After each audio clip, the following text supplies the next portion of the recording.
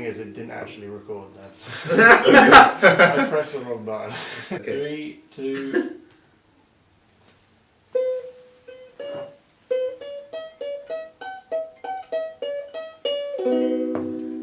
Cool. Hello. We're recording. Sick. Okay. Hello, guys. Hi guys. Hello, everybody. Today, welcome to the show. Today, I'm joined by my flatmate and friend Samir Sidhwani. Hi there. I pronounced that right, yeah? Samir Sidhwani. Okay, Sidhwani. Today, also, on episode 3 of Pajas, we have someone else that's going to be coming and helping out in some episodes, so you'll see him a lot, or hear him at least a lot. That is today Tyrone. He'll be giving us a hand. Howdy. In shot, yeah. Can you hear me? Yeah, they should be able to. Okay, yeah, so that's Tyrone. Tyrone, he will be on the podcast at some point. There is an episode planned with him, sort of planned. But you will get to meet this fabulous person who's giving us a hand. Yeah. The more I talk, the more you have to edit me in. Yeah, well, I mean, I'm planning on not editing these at all. Yeah, no, that's fine. Yeah, so the more work I create for myself, is it? So at some point, this will be live. All these episodes for the podcast will be live, and the feedback that I've been having is pretty cool, pretty nice. I'm actually really happy that everyone is finding it useful or interesting, and it's not just listening to me talk about shit. Which it kind of is. But, nevertheless, Samir, welcome. Thank you. It's weird welcoming you to your own flat. Yeah. Because we live together. We live together. And, so I don't know, a bit of an intro of who you are, where you come from. Yeah, sure. So, where do I start? I was born in Hong Kong. So, am I looking at the camera or am I just talking? You're just talking to me, yeah, you're just talking to me. Yeah, so I was born in Hong Kong. Yeah. Moved to Singapore before I turned 8. Grew up in Singapore and I moved here for uni. Just finished aerospace engineering, and yeah, I'm job hunting at the moment. So you're born in Hong Kong. Yeah. How many years did you live in Hong Kong? I would say less than 8. I think 7.5 maybe. 7.5 years. Okay. Yeah. What did you find in between period weird, like kind of like switching from Hong Kong towards the new place? I mean, as a kid, I didn't think about it too much, but I did miss it. It was still a big change for me because I wasn't expecting it. You know, Oh. We moved because of my dad's job. His company posted him to Singapore, so we moved accordingly. Okay. Yeah. Okay.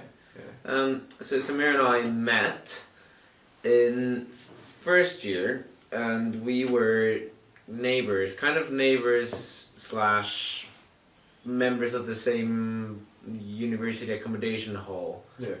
But it was weird because we were an extension of a hall, and it was so stupid, man, because the fact that the hall itself was so far away, and we were in the little set of houses behind the library, and they still made us pay £50 for the JCR. Which we never really got to use. I mean, we never got to use a lot of their facilities, and I don't think they told us about all their socials. No, it was weird because we were kind of excluded from the main thing. Yeah. Although I did send an email and we got the pizza for free.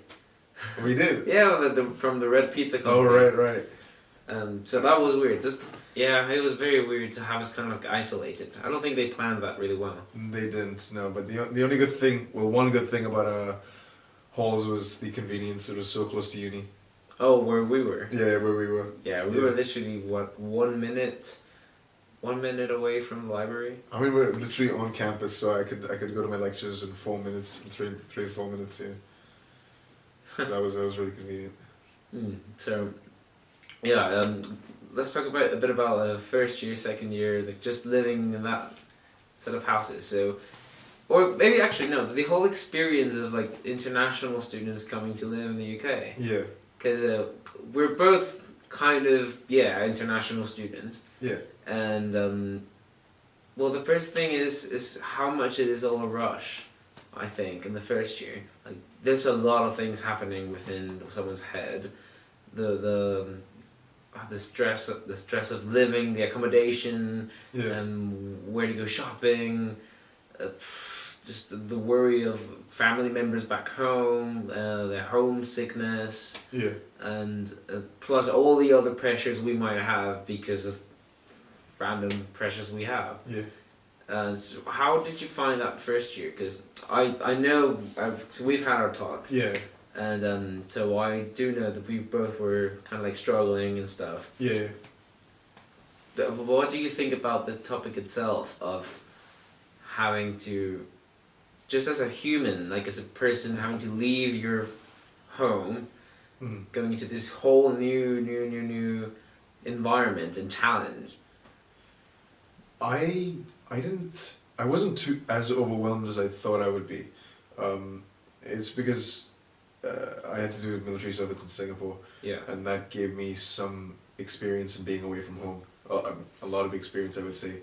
I got used to the idea of not being at home, although I did enjoy going back home. Very much did. It wasn't the most. It definitely wasn't the most comfortable experience, but so I would say this was a mix of excitement as well as sure, that worry of, tasks like where to buy food and just how you're going to go about your day, how you're going to plan your day, but I don't think it was as scary as I thought it would be. Yeah, you've had some quite interesting stories from the military that you've told me a few of them. And I don't know, would you be willing to talk a little bit about your military experience? Sure. So military in the Singapore. Is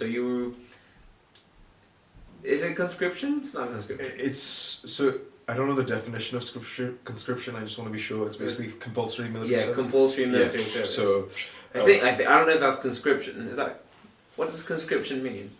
I don't know. Well, I think fuck it. Conscription just being if conscription is the word we want. Compulsory military service. We'll go for that. So how was that? Is that what you're asking? I would say it was a bittersweet experience. First of all, it's not voluntary. It wasn't voluntary. It was compulsory, and technically it is my country. I'm just a resident of it. So I'm not a citizen of Singapore. I'm a permanent resident. So it does make you question sometimes why I'm doing this, but there are definitely skills I would have learned, that I did learn on the job, because I was a platoon sergeant, so I got to manage a platoon, sometimes up to 64 guys at a time, which can be quite stressful. So you have to manage.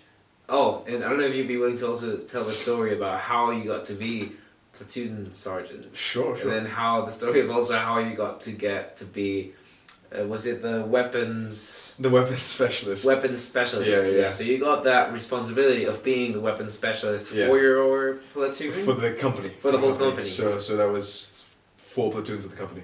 So a company makes 4 platoons. Depending on the unit, but in this unit, it was 4 platoons to this company. Okay. Yeah. So to be platoon sergeant, I went through this military school called Specialist Cadet School, and my division was infantry. So I trained in navigation skills, using a compass and a map. That's one of the skills. We fired some weapons. I've thrown a live hand grenade. I've fired a GPMG, general purpose machine gun. A rifle. I don't know what this stands for. Matador. It's like an anti-tank weapon. Okay. It's sort of a big pipe-like weapon with a back blast and a front blast. So, and I think it ranges to about 200 to 300 meters. Kind of like a rocket launcher. In a way.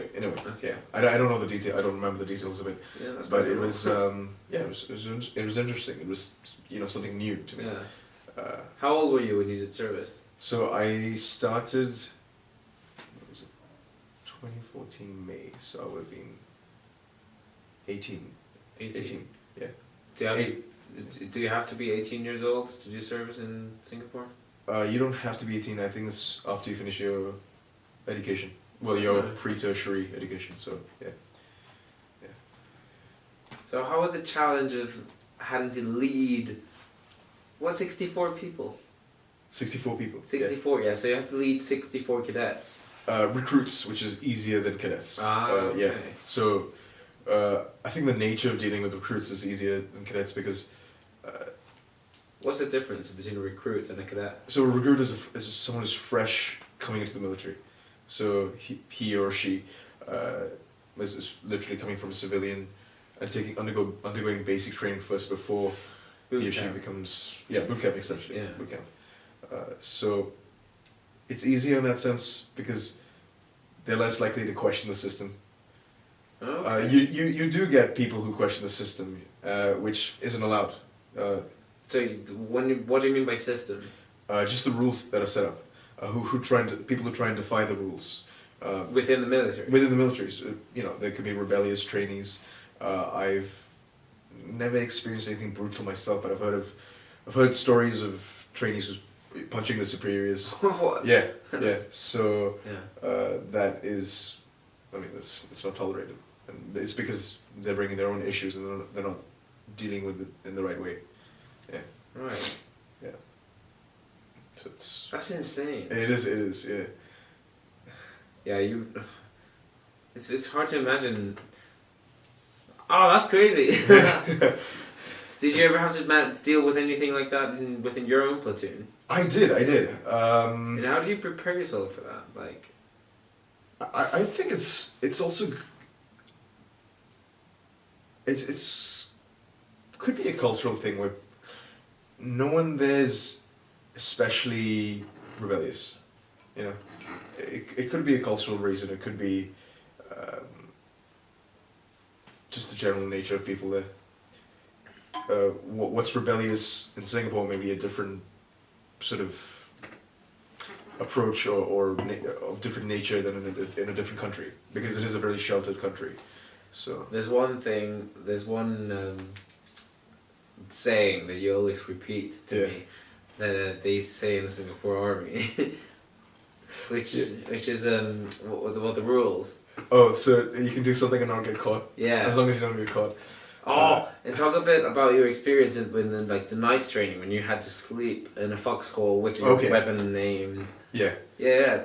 What was that about? Okay, so we call them the shell scrapes. Essentially, it's a hole in the ground and it's designed for you as a soldier to prone in it. So you're proning on your front. If you got your rifle. So proning is laying down on your front. Yeah, proning is at least that's what we were taught. Yeah. You're laying down on your front. You got your rifle, and you got your field pack, which is this big backpack at the back of your shell scrape. So it's got essentially 3 different layers. So the front is a raised step. That's for you to put your sandbags onto them, and you essentially are holding a rifle and aiming forward. Then you've got your body on the next level, and then finally the field pack on the last level, and that's pretty deep. And technically, I think all of this is supposed to be covered underground, but you do end up sticking a bit underground, especially in the front. Yeah. And you're not allowed to sleep in them. On certain duty nights, it would have been a specific platoon has to be awake, or a specific section of a platoon has to be awake, like on guard, even though there is nothing out there. No, but yeah, it was not comfortable. No, it wasn't comfortable. So your whole experience within the army was quite an uncomfortable experience. It's quite challenging. It was challenging. Not so much physically. Physically, sure. Carrying heavy loads in a route march. 32 kilometers overnight. That was the longest one we'd done. it's just mentally. It can really put a strain on you, and you just have to learn to be okay with it, or just somehow deal with it. In what way?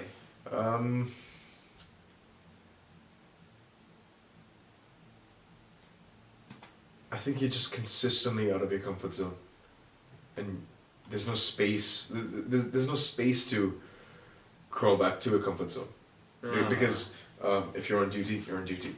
Yeah. If you don't do it, no one's going to be nice about it. Uh-huh. They're going to ask you, "What are you doing?" Yeah. And that's a nice way of asking. that doesn't happen.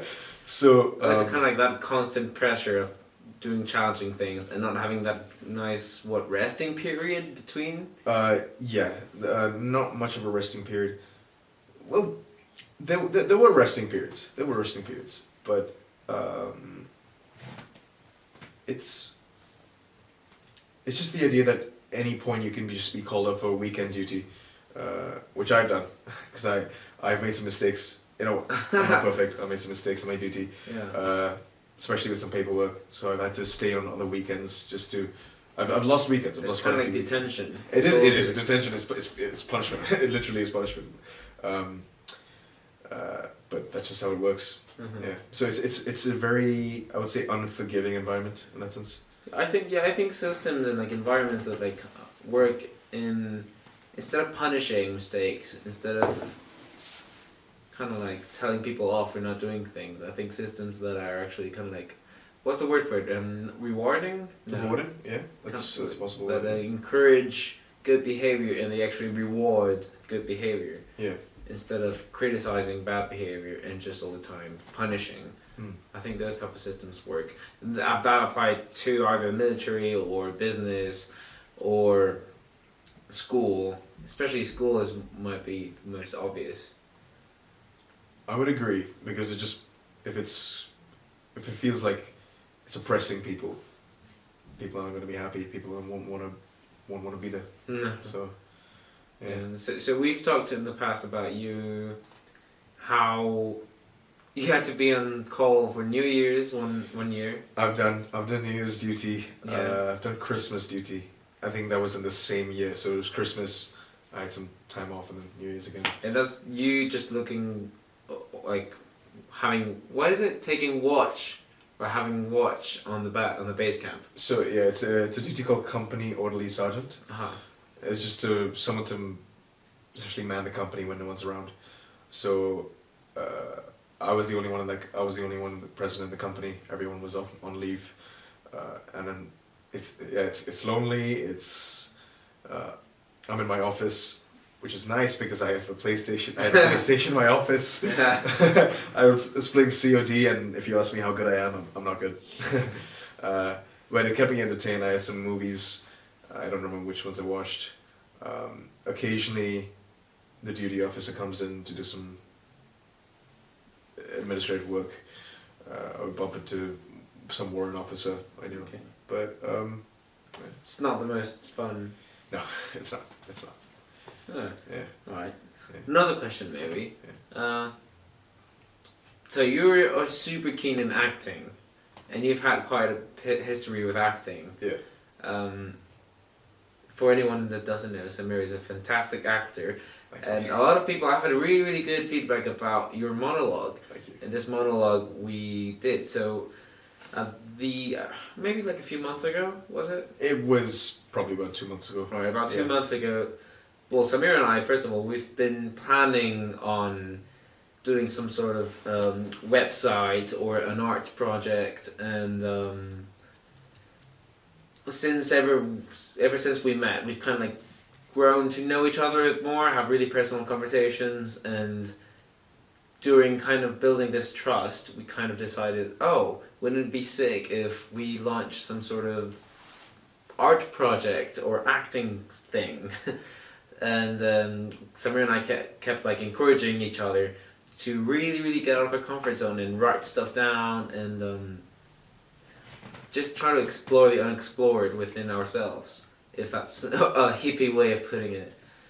And yeah, so we came up with this website called Our Life Craft, which is also based on sponsoring ourselves, which are also based on like our improvement through life and kind of put it there so everyone can kind of poke a hole in it. Yeah. So yeah, this monologue, it's really well acted, by the way. Thank Really you, well, thank you. passionate. Yeah. Good acting. It's very well written. Samir has written about 5 or 6 of them, but we've only filmed one of them. We filmed one of them. For now. For now. So yeah, so do you want to talk a bit about that monologue? Yeah. It's definitely something personal. Because I have been dealing with a lot of struggles. But I'm also telling myself I can make changes, you know. And this involves a lot of mental barriers which I have in my mind, as we all do, to different extents, to different, in different forms. And I think just putting that up online does a few things. One, it takes a little bit of a burden off. It puts me out of my comfort zone because I've always seen myself as a very private person, and I still do. I may not necessarily want to be the most open in the world, even if I do improve myself. That's just you could say that's a limitation itself, but I'm okay with not being the most open person in the world. But I do want to explore getting out of that comfort zone. As well as what the monologue is about itself is working on removing mental barriers, because it can be in the small things that we do, in the small tasks, that just can just make us feel down. At the end of the day, everyone wants to be happy. So if there are certain things we are doing it to ourselves that are making us less happy or just feel less good, why not identify them and work at them? Yeah, I couldn't agree more. 100%. The good thing is just not. Well, the good thing that you're doing is just not bullshitting yourself too. Yeah, exactly. It's there's a lot to learn, but yeah, because everyone has to face themselves, and if you know you're doing something wrong or something that's not helpful for yourself, you can change it. Yeah, 100%. And habits are such a big thing too, aren't they? Yeah. Isn't it 30 days of having to do constant, conscious effort into building a new habit because of just all the neurological connections that are already heavily built within our brains have to be deconstructed and then reconstructed. Yeah. It is tough. It's hard. It's tough. It's tough, and I think it's important not to put too much pressure on yourself. We all need some pressure in order to do tasks. Oh yeah. But it's about not putting too much pressure, and it depends on the individual. Doing a certain task for someone may seem tough, whereas for someone else may be a piece of cake. Definitely. And I think it also stems to, and I struggle with this myself, but just not comparing yourself to anyone else. Jordan Peterson puts it Yeah. in his book 12 Rules for Life, not sponsored, is compare yourself to who you were yesterday. Not to someone Not today. Yeah, not someone else. Not to someone else today. That's not how it's written, but that's the gist of it. I think compare yourself to who you were yesterday, not just how someone else is today. Okay, yes. I think that's it. Fantastic chapter, which literally just tells you, just if you're doing any sort of improvement, any sort of work on yourself, or just literally trying to do better, you're doing better not because you're trying to impress anyone or trying to be better than anyone. You're doing it for yourself. Exactly. And also, there's another chapter, I think, that is also, what is it? Treat yourself like you would treat a pet. Treat yourself like someone you'll be responsible for. For helping, yeah. And that makes so much sense. Yeah. It's like, why won't you take your goddamn pills? The way he puts it is very, very well structured, and it makes sense. Well, at least for me, it makes sense to treat yourself in the way you want to be treated.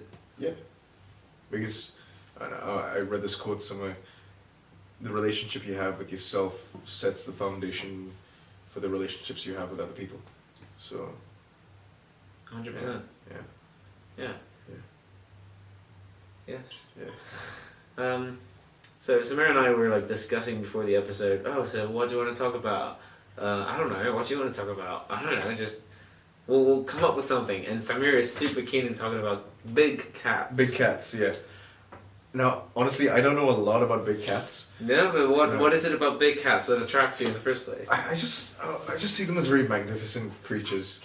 There's this, especially watching lions. You know, they have this ferocious nature, like almost courageous, Right. that I can bring into my life, into what I do, How come? into just doing my tasks, into doing what I want to do, into being goal oriented, and So you're a very goal oriented person. I would say I'm a goal oriented person. Uh-huh. Yeah. I don't like the feeling of staying stuck, and I struggle with it, and I probably always will to some extent. Mm-hmm. But I like achieving. What achievement makes us feel purposeful? Yeah. Yeah. It's good. It's a good rewarding system, I guess. Yeah. So why? So yeah, big cats. Big cats, big cats. Big cats. What, lions themselves? specifically? Lions. Yeah. So what I would do, especially during uni, I'd come home and I was tired at the end of the day, and I would just put on a lion documentary or some sort of big cat documentary before bed, and funnily enough, or scarily enough, I would have dreams about. I think I've told you this. I would have dreams about lions. Oh, Like yeah. I would be in the same room as a Yeah. tiger, and I'd wake up in a bit of a panic. Obviously, it's not real, but I mean that's not why I watched it. Obviously, I'll scare myself. No, but I'm just fascinated by them. Yeah, and I've seen some interesting videos. I've seen this video. I think it's the Maasai people. The Maasai people. Maasai people. Yeah, I'm just putting that up. What is that? In part of Kenya, the Maasai people of East Africa live in southern Kenya, northern Tanzania. So, What about them? I've seen a video where you have 3 men going to a pride of lions eating I think a wildebeest, and they scare off the lions. The lions run away. The men take the carcass of the dead animal, and they end up eating it for themselves. What's the name of the video? It's this one. What was the name? Man versus lions. Maasai men stealing lions' food without a fight. So, Mans versus Lions. Maasai men stealing lions' food without a fight. Yeah. Okay. Click it. Yeah, play it. Yeah, I want to watch it. Okay, so this is, I think they've already approached they've already approached. So Right. if people want to watch this at the same time, just look for it on YouTube. Yeah. Man versus Lions. Maasai men. Maasai men stealing lions' food. Are you watching? Yeah. So you can see them, so these men actually approaching the lions. The lions are running off, and they're going to cut a slab of the meat, a piece of the meat, before the lions can come back. So it's pretty interesting. That's quite bossy. It takes a lot of courage. But they literally just walk up. So this is this group of 2-3 people just walking up towards the lions, super chill. Yeah. And the lions kind of just get scared because they're walking towards them.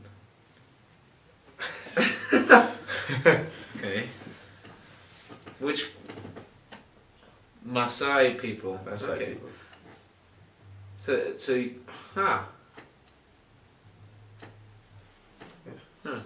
So big cats, lion, jaguar, leopard, and snow leopard. Would you ever? Oh, dude, did you know that in Texas you can have a tiger? As a pet? Yeah.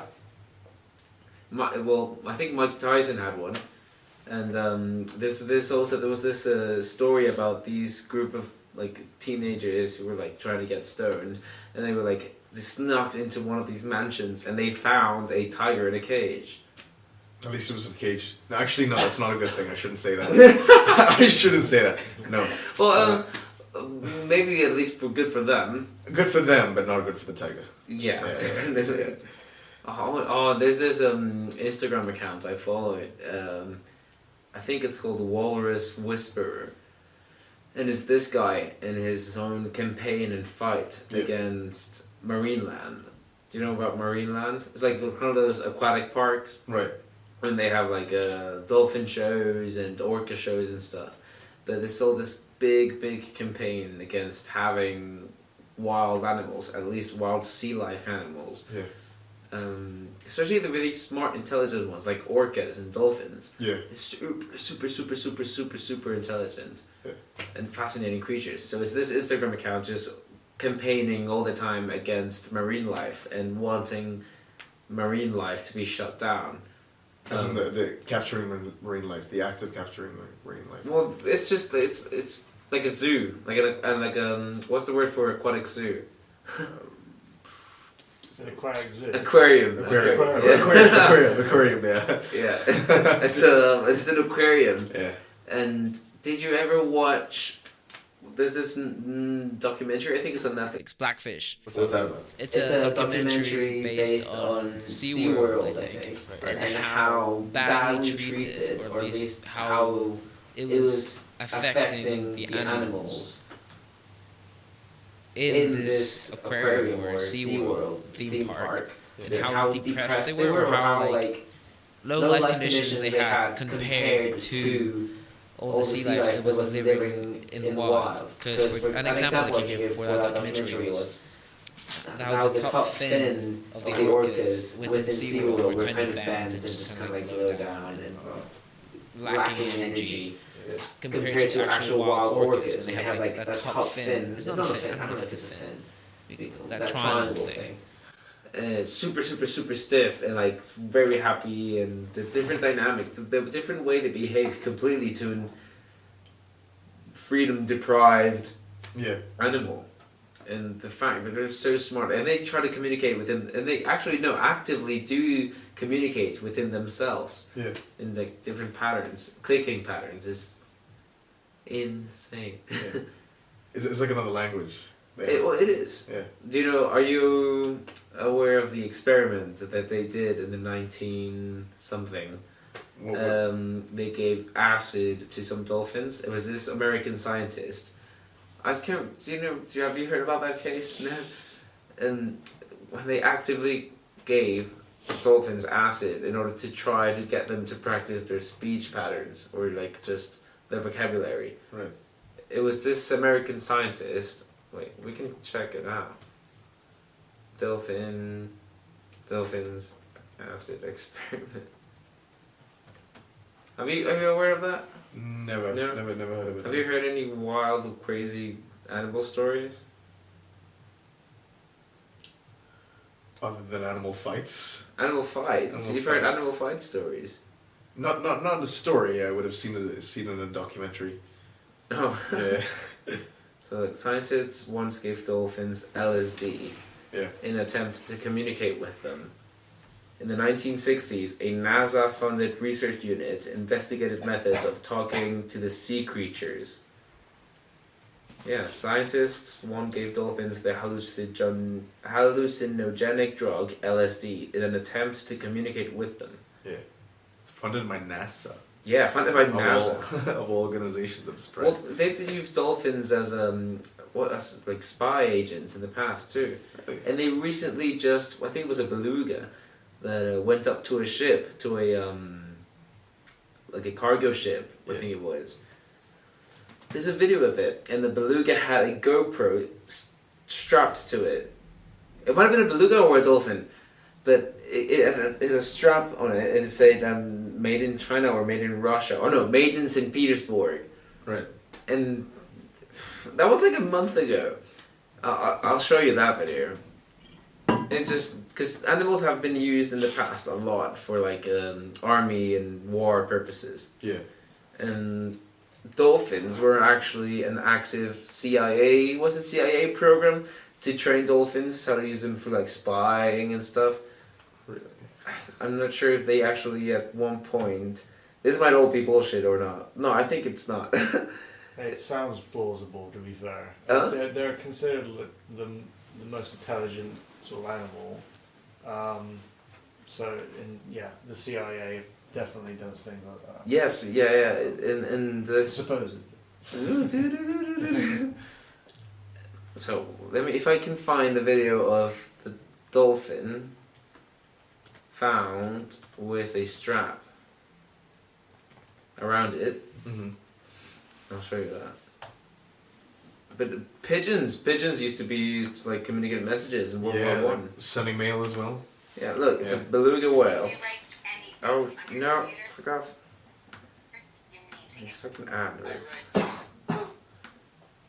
Yeah, I don't use ad blocker for anyone wondering. Because do you know ad blockers? No, it's free. Yeah. Literally. Yeah, it is you just free. block ads for free. Yeah, it's just an extension you can get for your browser.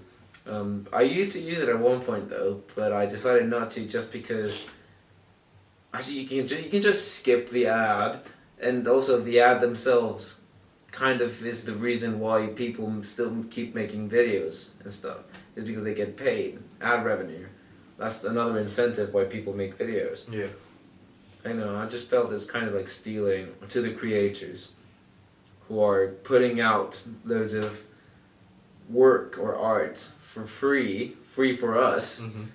And at least they should get paid for it. So I think the ad system is quite good for some creators. Although it is, I don't know how much money they get paid because I don't make shit from videos, and sponsors. And maybe one day I will. But it's such a good way. It encourages people to keep working, keep being creative. Yeah. Kind of like be their own bosses. Definitely. Yeah. Look. So for people that we will have some sort of JRA based system in which we will be showing we'll have maybe like a screen here or something like that, and then we'll be able to look up the videos and pictures, and then the people themselves will be able to look at it in the YouTube version of the podcast.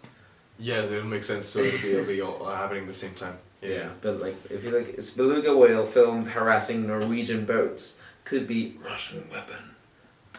That's so dramatic. So like look at the beluga and look at the strap. Yeah.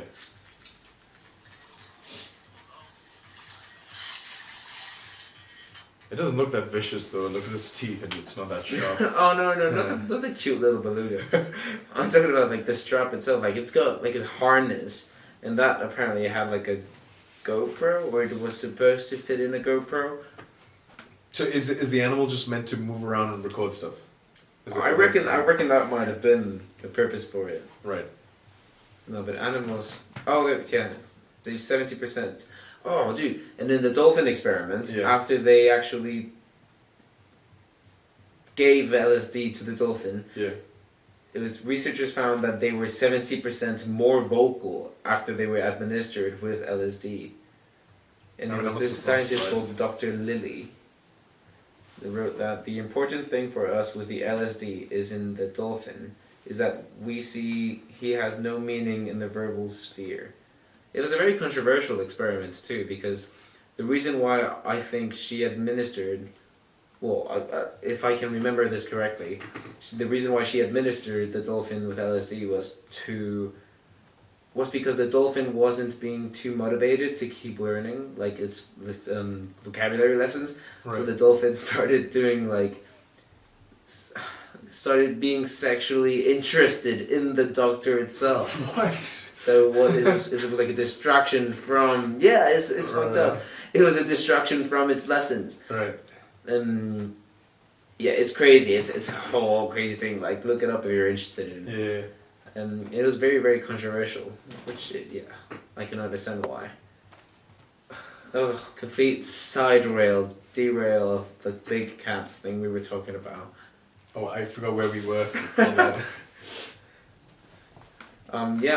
We're talking about exotic animal, people owning their own big cats in Texas. In Texas, which is illegal. Yeah, there's an actual market for it to get tamed, in anything. You can have a rhino or, crazy stuff. Yeah. And there's a lot of controversy about it, like a lot. What's the marble from the horns? Yeah, that's poaching. That's ivory. Ivory. Yeah, like poaching for that. That's sort of different. When you own an animal, you don't own it to get, to poach it. But then there's a lot of there's a lot of really interesting stories about people, having actual like lions and tigers as house pets, and it's crazy stuff. You never know when something wrong is going to happen. Oh god, what was the name of Steve Irwin? Mm-hmm. Yeah. He used to have an alligator in his backyard. Was it in his backyard? Okay. I think it was Right, in his garden. I think he used to have an alligator in his backyard, garden, whatever. Yeah. Yeah, Steve Irwin, good old Steve. His shows were really, really cool. I used to watch the shows as a kid. Jeff Cohen, Steve Irwin. Is that his name? Steve Irwin. And Jeff Cohen. I don't know who Jeff Cohen is. Mad Mike and Mark. Who? These Mad Mike and Mark. These two. I think they're South African. I'm not sure. They used to go in kind of in a jeep, and they would just interact with the animals, record them. Okay. Like big cats. They would come up to the car. Yeah. Huh. Well, yeah, big cats, animals, LSD. I don't know. We're talking about. We went a bit all over the place with this one. Yeah, we did. Okay, another question for you, Samir. Tell me. Ask me. So, aerospace. Yeah. So we give a really brief, kind of all over the place intro about you. Yeah. So you've just graduated from doing a bachelor's in aerospace. Yeah. Aerospace engineering. Yeah. Why are you so keen about planes? Is it mainly fixed wing? I would say mainly fixed wing, not so much of spacecraft, Yeah. but I'm definitely open to that.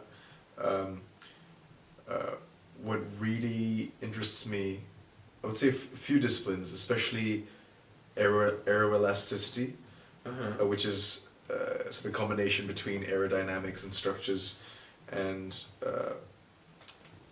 if I were to describe it briefly without being too technical, so you have a structure and your aircraft structure, and it's not perfectly rigid. It can vibrate. If there's a gust of wind or there's turbulence, that can introduce stresses on the aircraft. For example, it can stress the wings can bend. If the aircraft goes beyond a certain speed, the wings can actually theoretically can diverge and snap off. And there's it's that speed is based on many factors depending on the aircraft. And so that's you've got divergence, you've got something called control reversal, which is so how you have control surfaces on an aircraft like the flaps and the ailerons. Beyond a certain speed, the effect of those flaps reverses. So if you deflect it in a certain way, or so say the ailerons, for example, you deflected them in a certain way, you get a reversal in the lift produced on that section of the aircraft. So. And why Bristol? Why Bristol? It was one of the best for aerospace. Was it tough to get in, or what steps did you have to do in order to apply? So, it was through UCAS. It's pretty standard. Yeah. So I didn't do the A levels. I did the IB, the International Okay. Baccalaureate Diploma program. I did well in that, and I did the right subjects for the course. So higher level maths, high level physics, and high level theatre, which was that's sort of a mix. Oh, so and before I started asking you about your theatre and acting, and then we went into talking about your monologue. Yeah. I don't know. Do you want to talk a bit more about acting and theatre? Sure, I'm happy to, because I've actually I've got a list here of all the different workshops I've done. Oh yeah. So what type of acting are you interested in doing, and what do you think about acting itself? Okay. Well, these are big questions.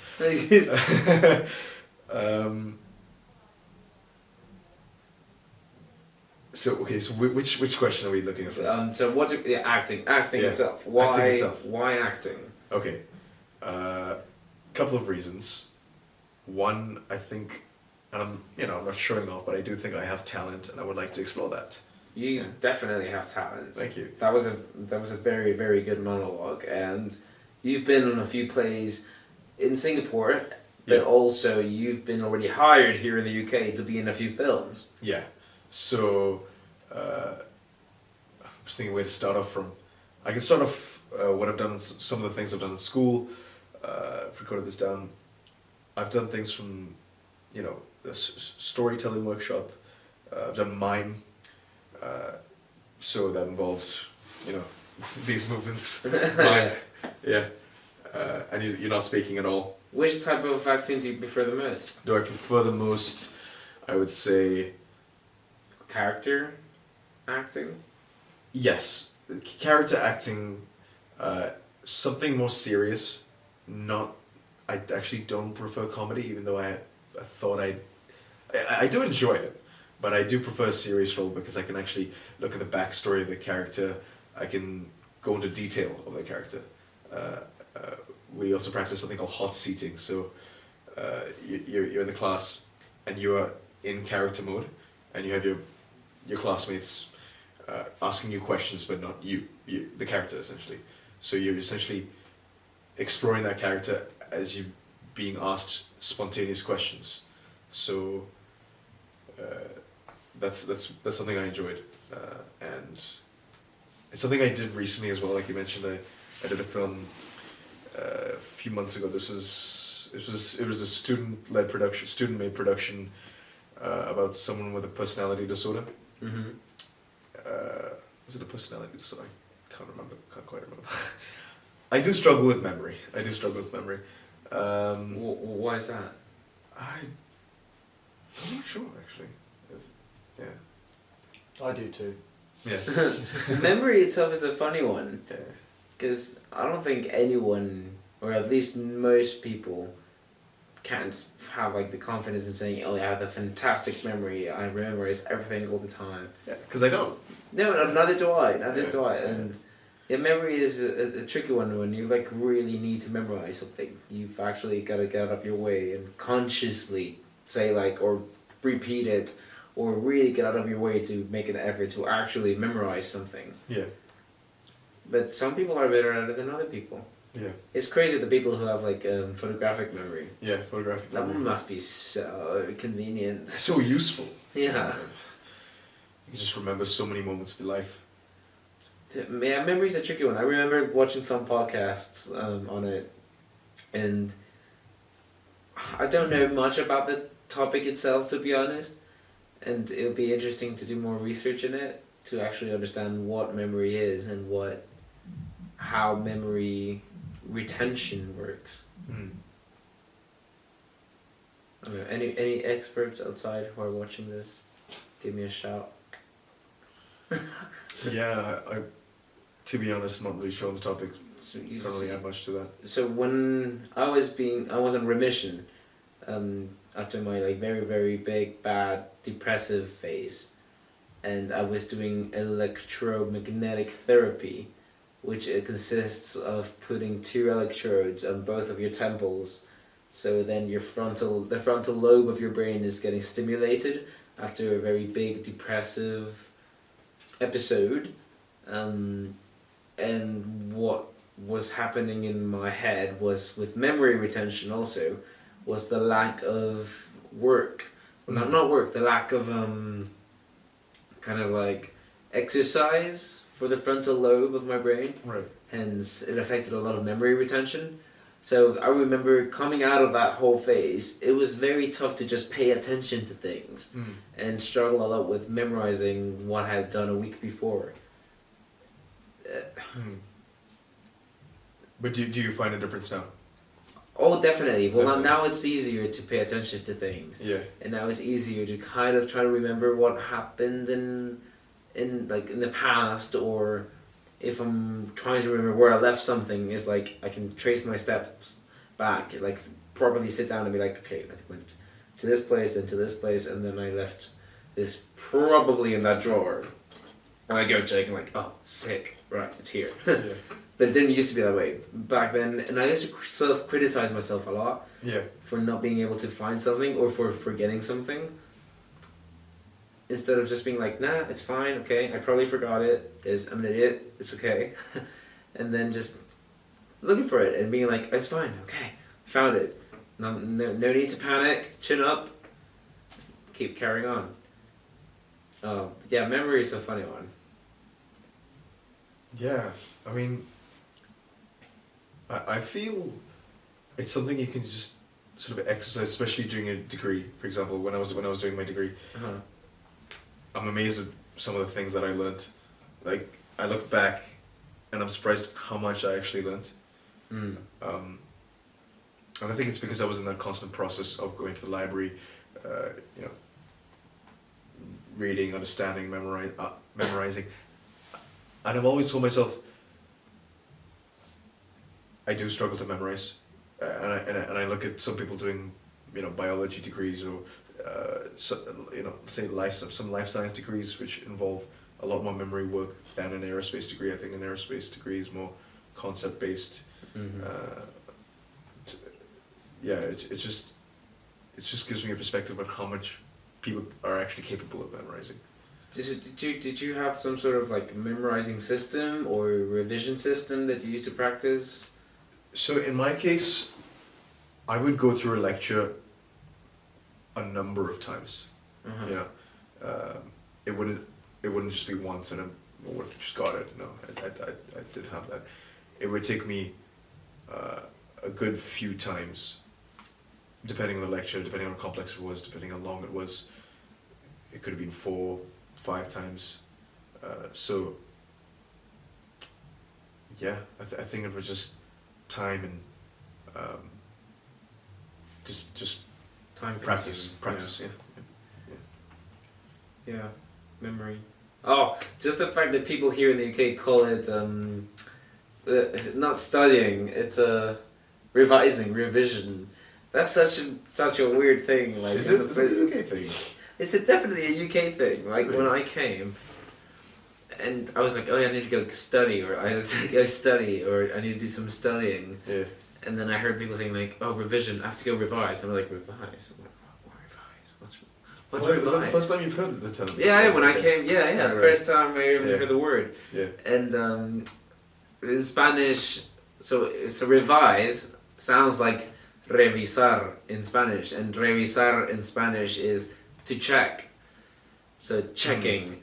So whenever people used to say like, oh, I need to go and revise, I was like, okay, what are you checking? Or, okay, everyone's checking for something.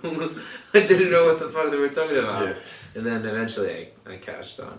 I'm like, oh, okay, revise. So you mentioned this on your episode with Callum. I'm pretty sure you did anyway, and it's pretty funny. Or it might have been the first episode, but it's funny that it bugged you so much that you brought it up again. Really? that does sound strange, yeah. Yeah, it's just funny. You know what's also weird correlation. I find it really funny too. How people, it's such a British thing to just go, oh, you're right. You're right, and you don't know what you don't know how to respond. Do I respond, or is that just a hi? It's just, I think you just have to assess the situation. If you're walking really quickly, you're right. Yeah, okay, that's fine. You just walk. It's just walk by. Automatic, like everyone is such an automatic mode of being like, you're right. Oh yeah, all good. Not too bad. Not too bad. And I've caught on with the habit. I have to be honest. I've caught on with the habit. I don't think it's necessarily a bad habit. It's just. It's one of those tricky situations. Super superficial small talk. It is superficial. It is superficial. Well, yeah, it's just I mean, I understand why you would like have that interaction with someone you don't know really well or stuff. It's kind of like just like a normal implied code of behavior in this country, and it's so funny. And then when I used to work at DJI Fridays. And oh man, after going every single day and like, oh you're right, oh you're right, every single day the same things, I started switching it up. So I used to go into work, and then because it was always like, oh you're right, oh yeah, not too bad. What about you? Oh yeah, not too bad. And then I started being like saying, oh what's up, how's it going? Oh not too bad. And I'm like, wait, not too bad. So you're a bit bad. Like when people are like, what? Like a follow-up question after this. What the fuck? No, you're supposed to just say okay, yes, and carry on with your day. but I just like start following up. I'm getting all over the place. I would start asking people follow-up questions. So they were like, "You're right. Oh, not too bad, not too bad. So you're a bit bad. What? Yeah. So you should say not too bad." They were like, "Well, yeah. I'm not perfect." And then we just started talking about loads of people's like everyday problems, just by just answering back. But I just found it really funny how superficially everyone's like, "Oh yeah, it's okay. It's not too bad. Like existence is not too bad." Sorry, I really want to chime in because this is such a British thing, right? Oh yeah. So we're basically just assuring each other that everything's fine. Yeah. I think it originated in. This might be complete bullshit, but it originated in the World Wars. And in fact, I really don't want to steal the show, but people would say over the comms in World War, "Oh, not too bad." And thus they thought, "Oh, they're fine," and they didn't go and help them, and then they all died because they were too like, "No, we're fine," But in reality, they're not. They need help. So it's just not very clear cut. It's so. You're right. It is so, and I'm sure it's bizarre to people who aren't British. It's super bizarre to everybody else. It's like, what the hell? It's just the fact that it gets repeated every day, every single day by everyone or most people. It makes it even funnier. That's so funny that you took it literally. It's so funny. Yeah, I think it's one of those things you just don't take literally. No, no, definitely not. Yeah. In the World Wars, that's pretty cool. I didn't know that. I'll definitely look into it. And what sort of and how is that in Singapore and India? That whole conversation ethic. You mean starting a conversation? Yeah. So in Singapore, there's the whole culture of, "Hey bro, what's up?" Like, bro. Everyone's a bro. Everyone's a bro. Ew, that's disgusting. Yeah, that's the culture you have there, especially in army. What's up, bro? Like, hey bro, yo. That's kind of what it is. In English, Singapore is English. The main language. There are 4 official languages. 4 official languages. Yeah. Yes. So English, Chinese, I think that's Mandarin, Malay, and Tamil. Okay. Yeah, but pretty much most people there know English. So it's a bro culture. It's a what? Bro culture. It doesn't feel so much of a bro culture, but that's how people address each other. Even, but in an informal way. Yeah. Ah. I think the way people in the UK say "Hey mate," it's just "Hey bro." Oh, okay, yeah. So that's just the term. That's just kind of like the default term used, even if you don't know that person. Yeah. Okay, so you're trying to start a conversation with someone in Singapore. Yeah. And you go, "What? Hey, what's up, bro? Hey bro, what did you do?" Or "Hey bro, how was your weekend?" Oh, so just chill. Yeah, it's chill. That's okay. Chill. Yeah. I know you don't want to talk a lot about like Singapore itself, because we've had loads of off-mic conversations about Singapore, and I won't ask too many questions about Singapore itself. Yeah. But how would you describe a day-to-day life in Singapore? Okay, I would say it's a very workaholic culture. Mm-hmm. I think the working hours are longer. It's generally very busy. So if you're asking a day-to-day, I guess it just depends. Or your day-to-day, considering you were also in the armed forces. Okay, so I could talk about what it was like during the armed forces. Yeah. So because I was also in charge of the weapons house, the armory, if that's the right term. I would wake up earlier than the rest of the company. Uh-huh. So I would wake up sometimes at 5:30. It would depend on the ordered time for the company to be up. I would always wake up probably half an hour before everyone else. Get the duty officer to come in. We both do our signatures. He has one key. I have another key. Another key, and then we do a weapons check, make sure everything's in order, and then so I would wake up. To do that. Breakfast is at this cookhouse. Mm-hmm. Was it everyone lined up to get their little tray? Exactly. Yeah. So as a commander, I don't have to march there. I just walk there. So when I was a trainee, of course, you had a march and file, and you have to go there. You have to, as a commander, you can take your food from a separate section, and it's way more relaxed. Yeah. So if I'm on duty for the day, I would walk with my platoon while they march to the cookhouse. So you will be walking next to the marching platoon? Yes, walking next to the marching platoon. Once we arrive at the cookhouse, I would give them a time, based on the time we arrive, or I would give them a reasonable time to be like, alright, this is your start time, and your end time is this time. So by that end time, you need to be formed up on the parade, ready to march back to the company line. Mm-hmm. Yeah. So this was on a duty day. So on a day when I was on duty, we would march back. I would walk back, and there's usually about two or three main activities for the day. There's usually a morning slot, or two morning. Was it two morning slots? Yeah, I think it was two morning slots, lunch, and afternoon slot, or possibly two afternoon slots, then dinner, and usually there wouldn't usually be something in the night, so it would just be like admin time. Yeah.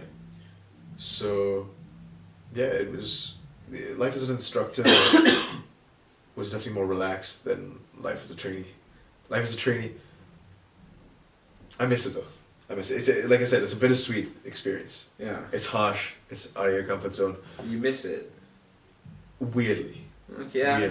Weirdly. Not that much, but weirdly. Yeah. In what way do you miss it? Like, as in, like, do you miss it because it's a bit nostalgic? I think it's a bit nostalgic. I felt I was active. I was doing something quite active, and there were things that I definitely enjoyed. Things I didn't really enjoy. Things I enjoyed was firing weapons. There's a sort of rush you get out of that. So that's one. Firing weapons. What else? Navigation, which I was never the best navigator. In fact, I was the person who would be asking for help because I wasn't sure what I was doing. But it was fun. Getting lost was fun. We had a. I don't know if I told you this. We had an exercise in Taiwan. It was called Exercise Starlight. We were there for about 5 weeks, and the reason we trained in Taiwan was because we don't have mountains in Singapore. So, one of the exercises was a 3-day navigation. So you leave camp, the base. There was a base camp in Taiwan, and you're in this whole mountainous area, and you've got this map and a compass, and you're in groups of about 6 or 7. And you got to find these checkpoints, and you have 3 days to do it. And you have your food supplies. You've got a fuel pack. You sleep wherever the hell you want to sleep. And I remember we passed a lot of orange plantations. Ooh. And we were told we're not supposed to pluck them and eat them, but I did. When we shared. I don't think they were that nice. No. Yeah, it was fun because we would just get lost and we'd be frustrated, like, wait, guys, where are we going? I don't know. But it was fun. You learn to adapt as well. Learn to adapt. That's a big phrase. Yeah, because sometimes should we? Okay, so one of the things we always were debating was, do we bash through this dense trees or do we go around this long route? We know if we go around the long route, we know we're going to reach there in a longer time, but we know we're going to reach there. If we bash through these trees, we don't know how thick they're going to be. So it was always this decision that we would always kind of argue, do you want to take the potentially, shorter route, but it can be more disastrous. You don't know what's in there, or you can just take the safe but longer way out. And it was a time challenge. So you had to reach back at camp in 3 days. So, yeah, it was. It was all in Thailand. Taiwan. I mean, massive, never do sin. Yeah. Taiwan. Thailand. I have been to Thailand as well. Yeah. Oh, really? Yeah. I've never been to Thailand. Yeah. It's Wait, whoa. So you went to Taiwan that was with the army. with the army. Yeah. So Singapore and Taiwan have really nice ties then. I don't know about the So ties. does Singapore not? How does Singapore relate itself with China? Like, what are their? To be honest, I'm not really sure. Yeah. That's interesting to know. Yeah. Because Taiwan is kind of like trying to break away from China. Well, it is already kind of a semi-official. It is definitely another complete different country. But China still claims that Taiwan is a part of China, like mainland China. So Taiwan, I think, has been fighting for a bit of more. Well, do you know much about the South China Sea? And like the islands, the fake islands that China was building. No, not really. In order so international law, international waters work in a very tricky way. And there's a lot of gray areas, but China was pretty much building this set of islands. Like, they were making islands. Yeah. In order to be able to have the right to claim the territorial waters around those islands. Yeah. And there's no laws, pre-existing laws within this, like, because no one ever thought a nation could actually build an island out of nowhere. Right. So by doing these islands, they were like getting so much more territorial space and territorial waters that affected the whole South China Sea political situation. I don't know how that relates with Taiwan. I kind of derailed, but it's an interesting thing to know. Yeah. What do you think about? Wait, are you how well do you know, like, what, Hong Kong? About the protest at the moment? Yeah. Or Hong Kong, just Hong Kong itself. Yeah. What about it? I don't know. So you were born in Hong Kong. I was born in Hong Kong. I went to Quarry Bay School. Quarry Base. Quarry Bay School. It was up on a hill. On a hill. On a hill, yeah. Yeah. Well, what was that like? What was it like? It was nice. It was an I'm trying to think. I don't remember a lot because I was a kid. Yeah. But so why were you born in Hong Kong in the first place? my parents met there. They were working there. Uh-huh. If I'm not wrong, I think my mom was a journalist at the time. She's a teacher now. Yeah. A French teacher. My dad was working there as well, and yeah. So Hong Kong, lived there for a bit. Primary school or preschool. It was until the age of 7 and a half. So, yeah, you can say primary school. Okay. Yeah. And when did you live in India?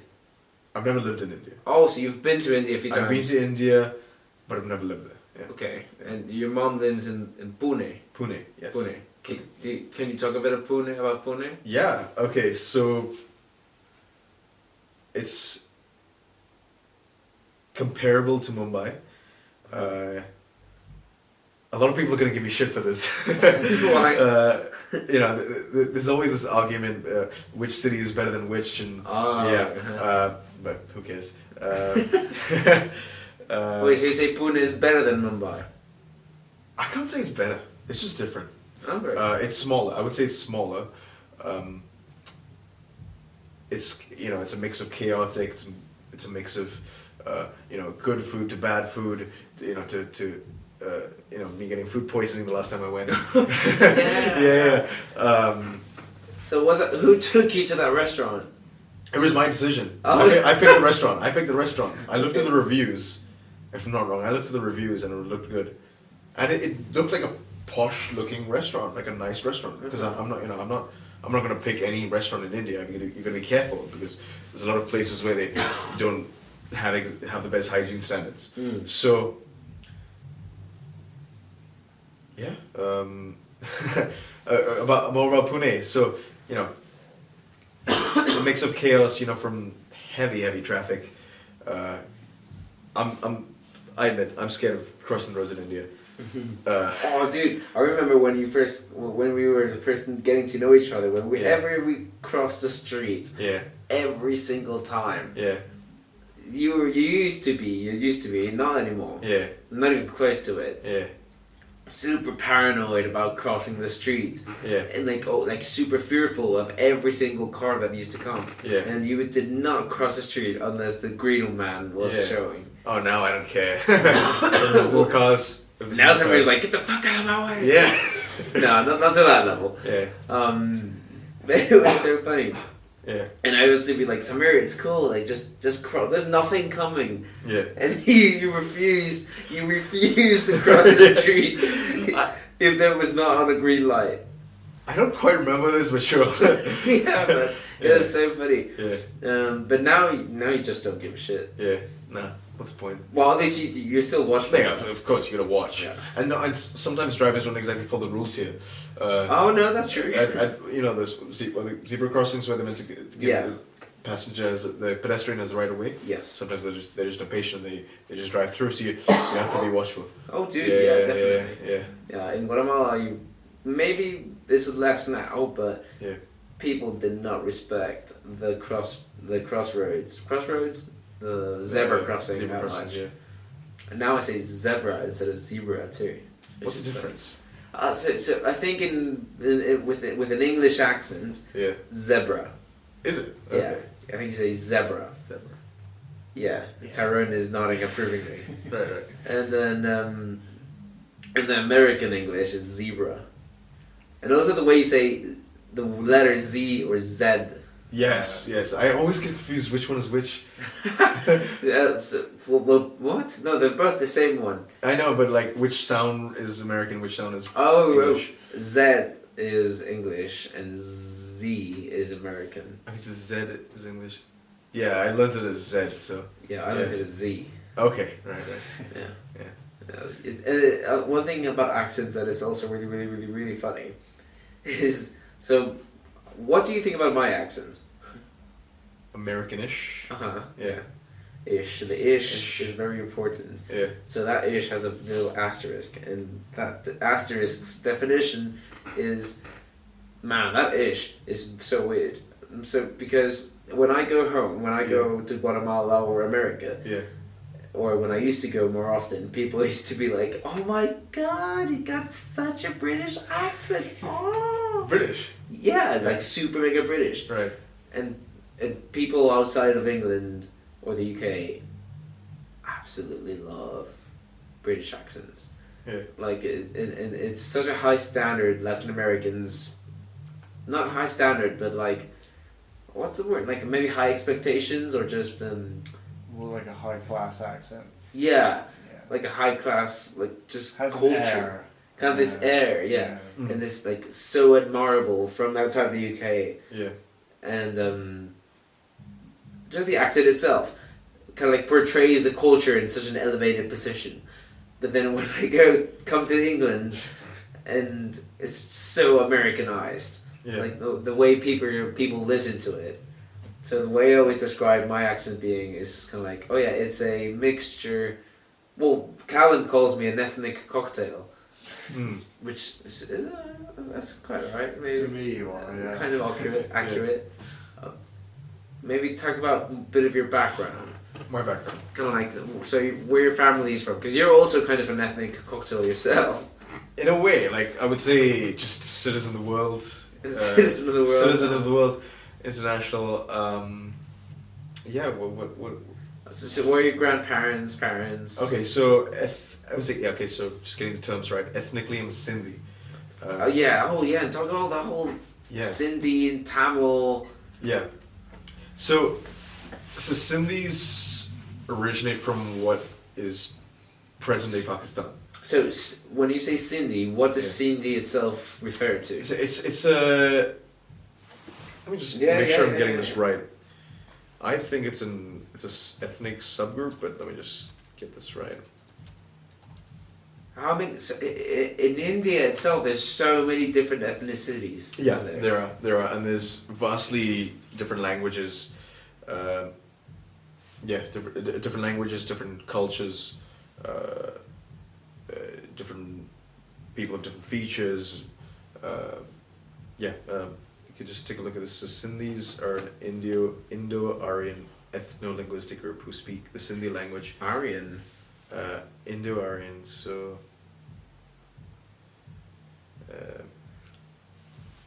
the Indic peoples are a diverse collection of ethno-linguistic groups speaking Indo-Aryan languages. That's what Indo-Aryan peoples are. I'm curious about what Indo-Aryan means. Is there a definition around here?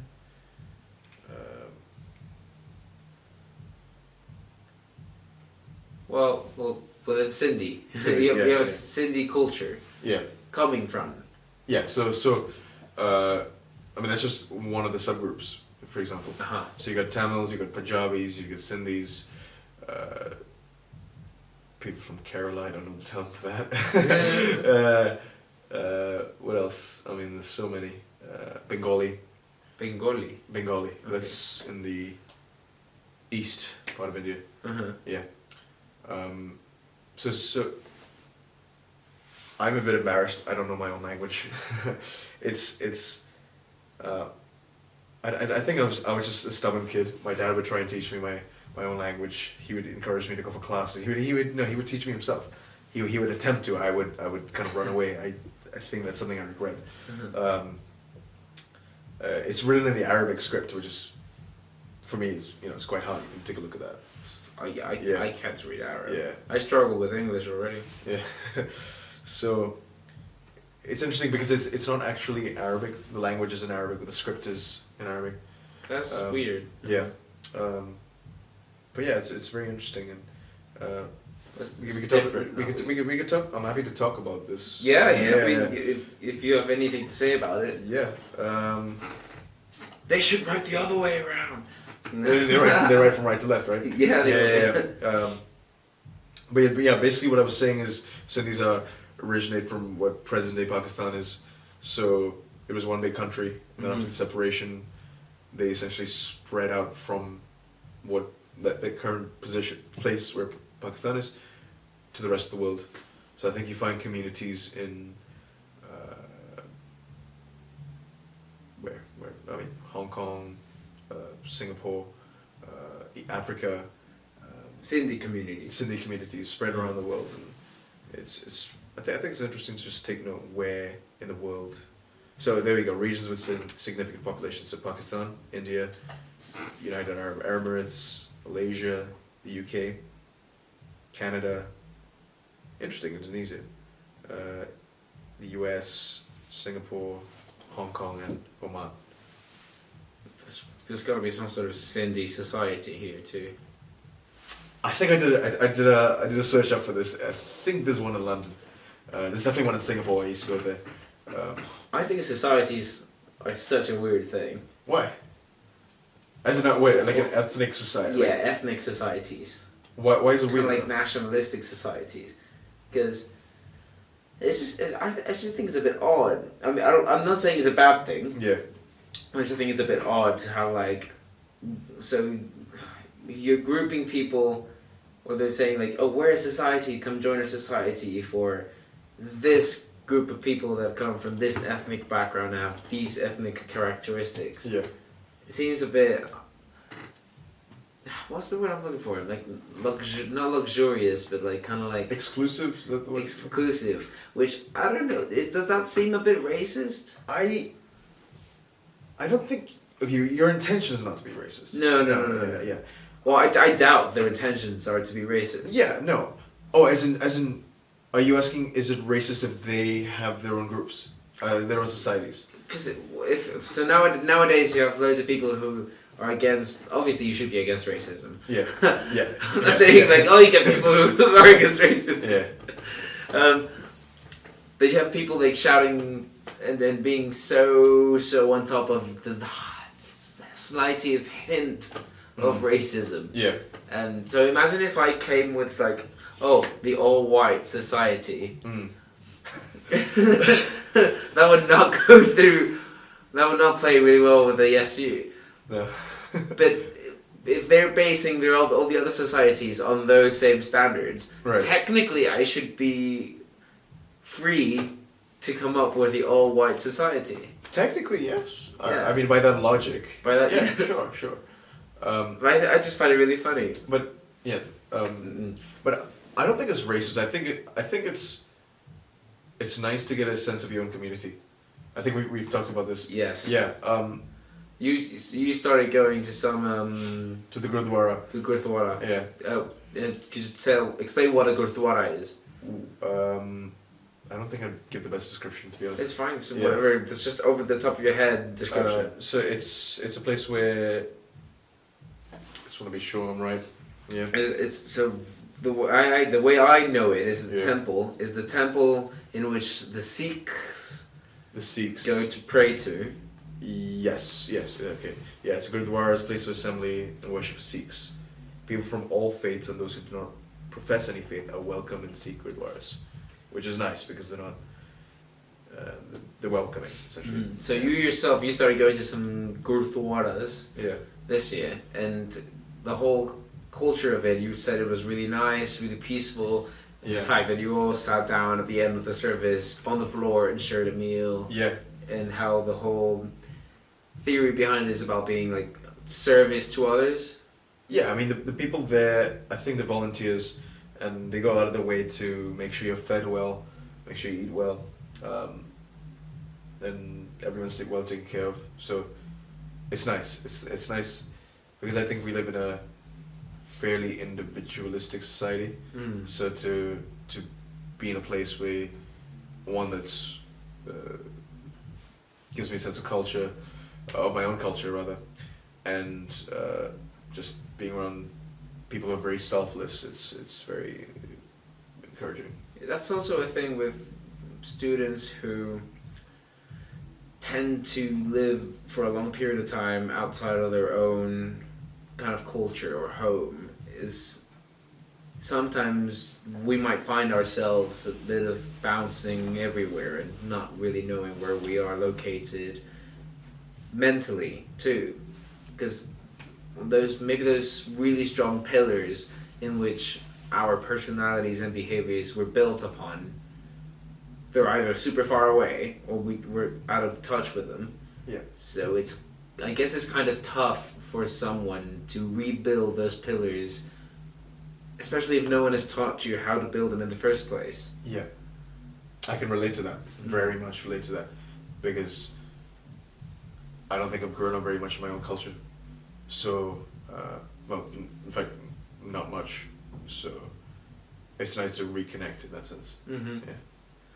Yeah, like for example, nowadays I think I would call Bristol my home, just because it's been almost 4 years already that I've been in this city, and if in the place where you're living at, if you don't build upon certain pillars or some sort of system and routine that helps you kind of not think about the details too much and kind of make everything automatic, Yeah.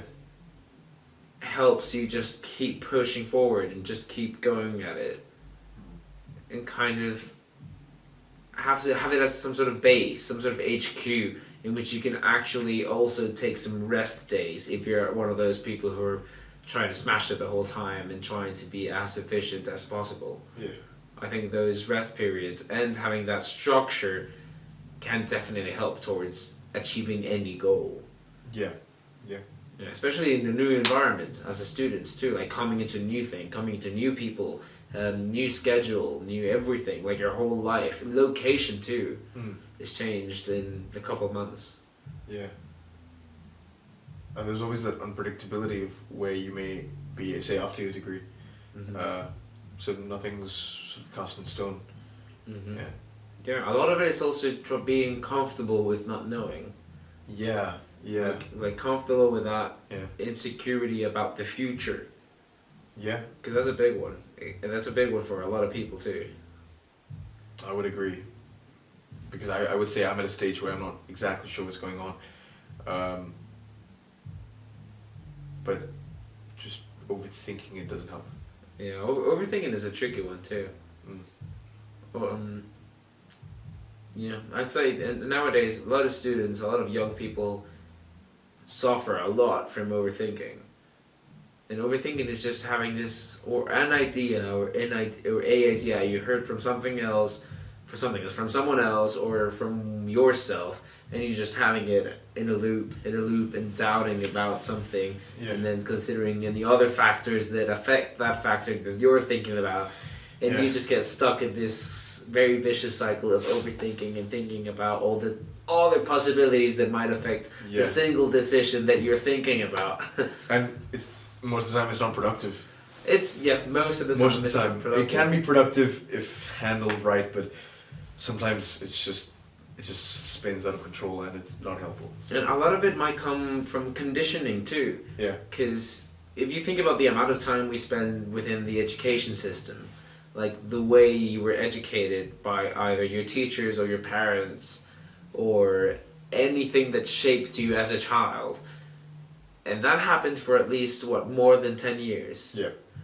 And that whole conditioning part, if you having all those set of rules repeated to you every single day, and I don't know about your case, but maybe in my case, just being told to not to question things, and just be okay with how everything works, and then being thrown into this open world and having loads of things that you hadn't even imagined of existing. Yeah. It's what's the word? It's easy to understand how someone might get trapped into that whole thinking cycle. Yeah. Maybe because of the own personal struggles that someone that can understand has been through already.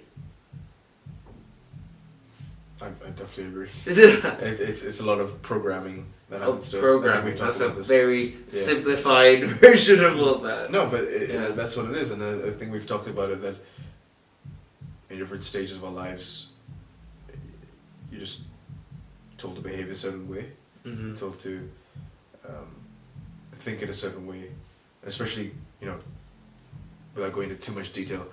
For example, being in the Singapore military, you're told not to question the system, told just to follow, but we have a mind of our own, we have opinions of our own, and I think it's important to acknowledge that, because it can do, that probably has done some damage to me, without going into much detail about it, but and without dwelling on it, but I think it's important to realize what it has done to me or to anyone else, and if it's not helpful, question it. If it's not helpful, question it. Yeah. Question the questioning. Yeah, it's that would be productive overthinking. Yeah. Probably not even overthinking, just productive questioning. Yeah. Yeah. Because questioning itself can be useful. Yeah. If you don't handled obsess over it. Yeah. It's just it's so important, because even I struggle with a lot of questioning, but if it just doesn't land me in a good spot, then no, just screw it. Yeah. Yeah. Should we end it on that note? Yeah. Cool. Yeah. Thank you very much, Samir. Thank you. It's been a huge step. Yeah. A huge step, and we both know it. Yeah. And I look forward to having you on the future. Thank you. I appreciate it. Thank you for hosting me. Yeah, Yeah. of course. Yeah. See, and this episode is sponsored by water. Drink some. No, they're not fucking sponsored. Drink some water, folks, because you need it. Ciao. Cool.